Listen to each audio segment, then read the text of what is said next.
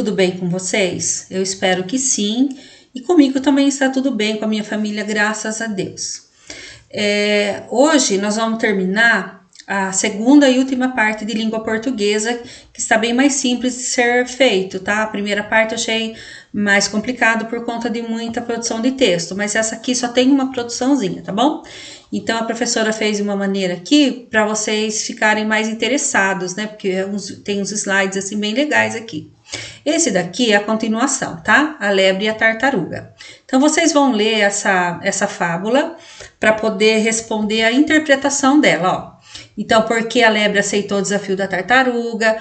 Aqui, quais as características de cada personagem da trama? Então, característica é as qualidades ou defeitos dos personagens, tá? Pode ser uma característica física, né? Grande, pequeno, alto, baixo, ou uma característica psicológica, né? Da personalidade do personagem, tá? Ele é medroso, ele é lento, ele é bobo, ele é sério, tá? É uma característica da personalidade, tá? 3. O que aconteceu depois que as duas competidoras partiram do ponto inicial? Então, está tudo lá no textinho, tá? É só vocês lerem com atenção. Você consegue relatar alguma situação da vida real que se assemelhe ao exemplo da fábula? Então, se você tem alguma coisa assim que aconteceu, ou que alguém falar para você de uma semelhança entre a realidade, né, que não é fábula, e a fábula, porque a fábula, ela dá um ensinamento, né? Ela nos ensina muita coisa. Então, ela vem, relacione alguma coisa da vida real com o ensinamento da fábula, tá? E escreve aí para mim. 5. Escreva com suas palavras o significado da moral da fábula. Então, existe uma moral. O que quer dizer essa moral dessa fábula? O que fez a lebre perder a corrida? Qual foi a primeira atitude da lebre após o desafio feito pela tartaruga? Então, essa parte aqui do texto. Qual foi a primeira atitude da lebre após o desafio feito pela tartaruga? Essa parte aqui, ela está na introdução, ou seja, no início do texto. Ela está no desenvolvimento, ou seja, no meio do texto, ou ela está no desfecho, que é o final do texto. Então, vocês vão marcar aonde ela está. Por que a tartaruga venceu a competição, mesmo sendo tão lenta? Então, aconteceu alguma coisa lá, né? Então, escreve aqui o que aconteceu que a tartaruga ganhou essa competição. Relacione de acordo com a ordem dos acontecimentos da história. Então, vamos relacionar aqui o que está no início, no meio e no fim. Então, coloque 1 para o início, 2 para o meio, 3 para o final, tá? Depois tem relacione corretamente. Então, vocês vão colocar 1 para as atitudes da tartaruga e 2 para as atitudes da lebre, tá? Quem é que andava devagar? Era a tartaruga ou era a lebre? Tá bom? Também tá bem simples de fazer. Olha esse aqui que legal. Isso aqui é uma cruzadinha, né? Então, vocês vão completar essas palavras com o S, com o SS ou com o C e cedilha.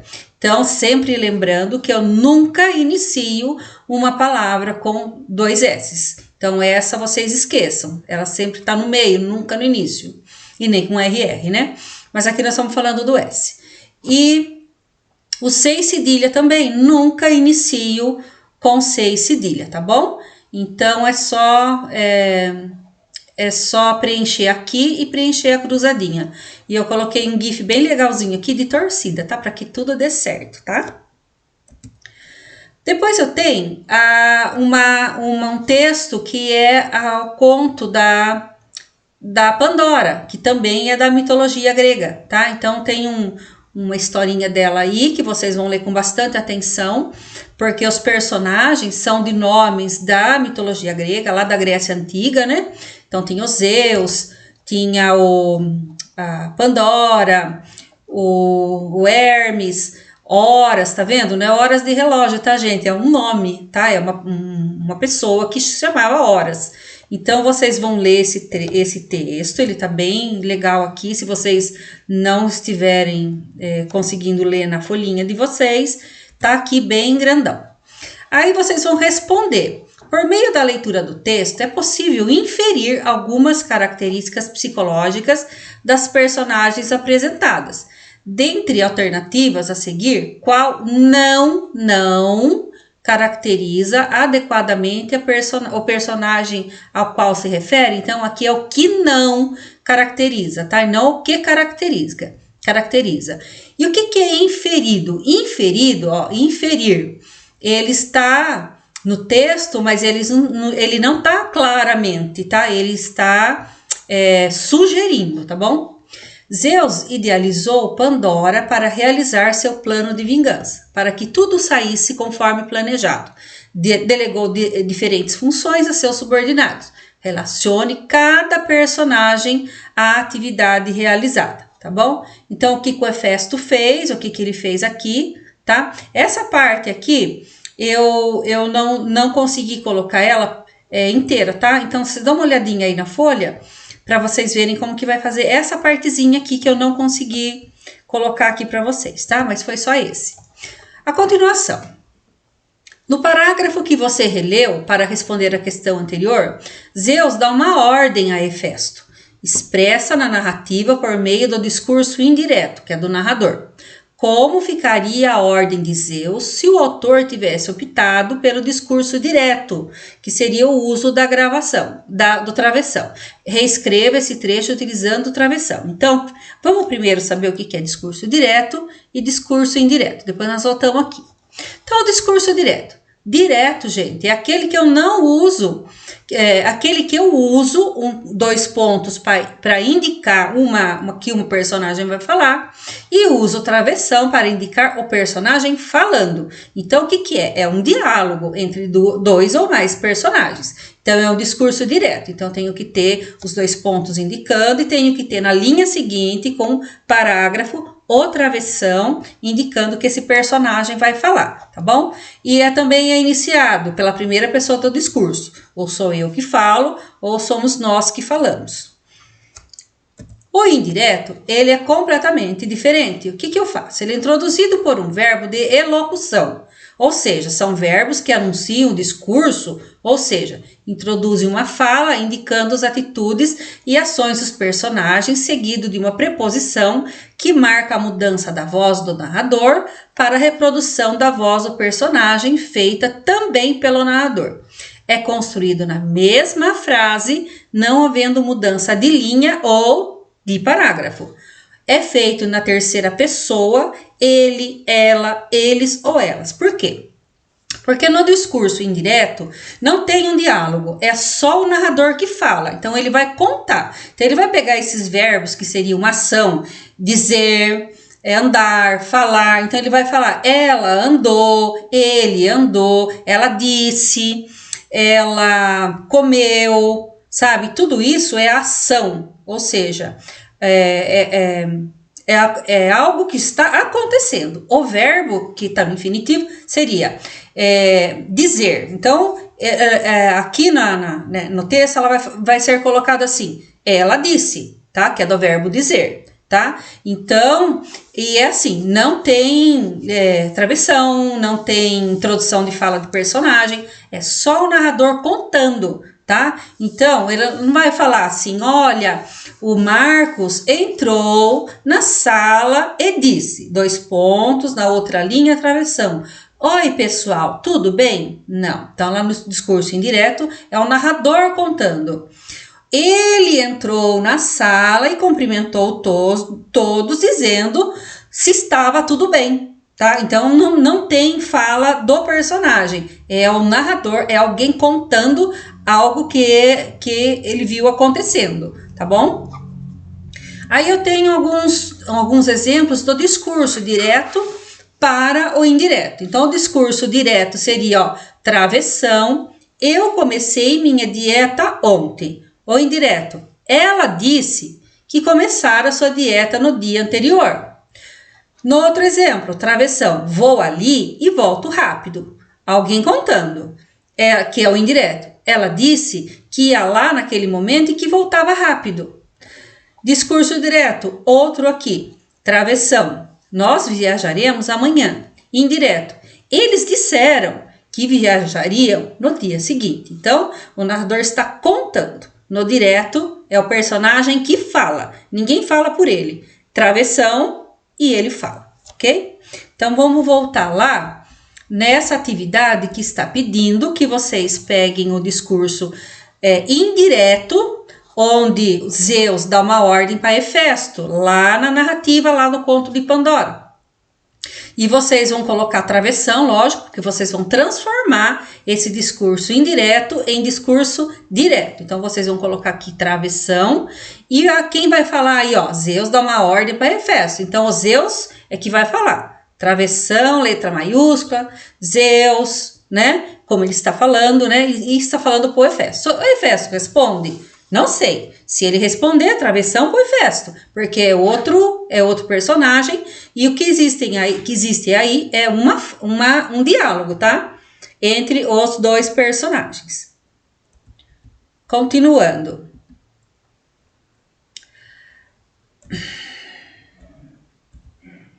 Você estudou a fábula A Lebre e a Tartaruga e agora deverá reescrevê-la. Volte a fazer mais uma leitura e anote as informações. Então, primeiro vocês vão anotar todas essas informações e depois vocês vão reescrever. Então, olha, onde se passa a história, né? Qual é o lugar que se passa? Quais são os personagens? Quem são, né? Qual é o conflito? Então, que problema que tinha ali? O que tinha de problema que desenrolou ali, né? E aí, qual é o final, né? Qual é o desfecho dessa história? Como terminou essa história? O que você aprendeu com a fábula? Você aprendeu alguma coisa, né? Porque a fábula é um ensinamento, tá? A moral é um ensinamento para nós. Agora aqui vocês vão reescrever. Então eu coloquei aqui uma ilustração onde vocês têm linhas, né? Então vocês vão reescrever a fábula e pode fazer no discurso indireto. Não precisa colocar os diálogos, tá? Então, vocês reescrevem da forma que vocês entenderam a fábula. Vocês já têm todas as informações, né? Onde se passou, quem são os personagens, qual era o problema que aconteceu, né? Que tinha ali e como aconteceu e o final, tá? Então, vocês têm todas essas informações, é só reescrever. Atividade 9. Aqui, gente, essa atividade 9, ela foi feita essa atividade com o objetivo de desenvolver a oralidade, ou seja, vocês vão ler, vão aprender um acontecimento, uma informação e vai passar isso para outras pessoas, para sua família, para os seus amigos e vai contar para eles toda a aprendizagem que vocês tiveram aqui. Então, a primeira coisa é vocês lerem. Então, vamos lá ler o texto. As primeiras ideias, que é o quê? Brasília, cidade dos sonhos. Então, as primeiras ideias. Tem uma informação aqui que nem eu não sabia e eu fiquei muito surpresa com essa informação. Até porque tem essa novela que está passando às 6 da tarde, está reprisando, né? Que se chama Mundo Novo. E lá ela conta a história do Dom Pedro, da sua família, né? E tem o José Bonifácio, que é o ministro do Dom Pedro, ministro, amigo, e que a gente vê assistindo a novela, que o José Bonifácio, ele toma muitas decisões pelo Dom Pedro, que o Dom Pedro é bem inconsequente ali, né? Não sei se ele era assim naquela época, mas ali ele é bem irresponsável e inconsequente. Então, o José Bonifácio é que toma as rédeas, né? E chama ele sempre lá chama ele sempre na atenção, para que ele dê atenção para os problemas do Brasil. Então, vamos lá. Na época do Brasil colônia, já havia a ideia de levar a capital, o país, para a região central. E essa parte que eu não sabia. Eu achava que Brasília, a idealização, a construção dela, ela veio sempre no mesmo tempo, na mesma época ou seja, pela mesma pessoa, que era o Juscelino Kubitschek. E não era. Olha só que interessante. Vamos ler. Então, para levar a capital do país para a região central, para evitar ataques pelo mar.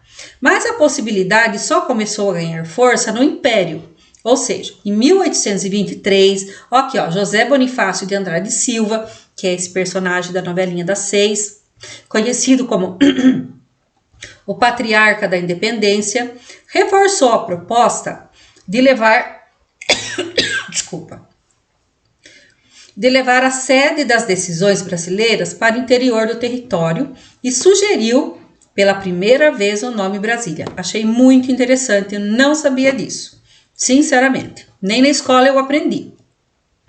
Que Brasília já era uma sugestão lá de 1823 do José Bonifácio, que era ministro lá do Dom Pedro. Então já faz muito tempo, né? Então olha aqui, ó.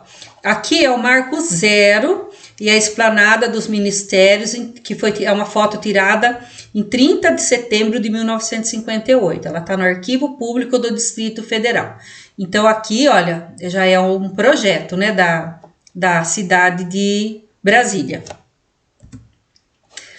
A ideia de construção de Brasília começou a ser viabilizada somente em 1891, quando a determinação de sua área foi incluída na primeira Constituição da República Brasileira.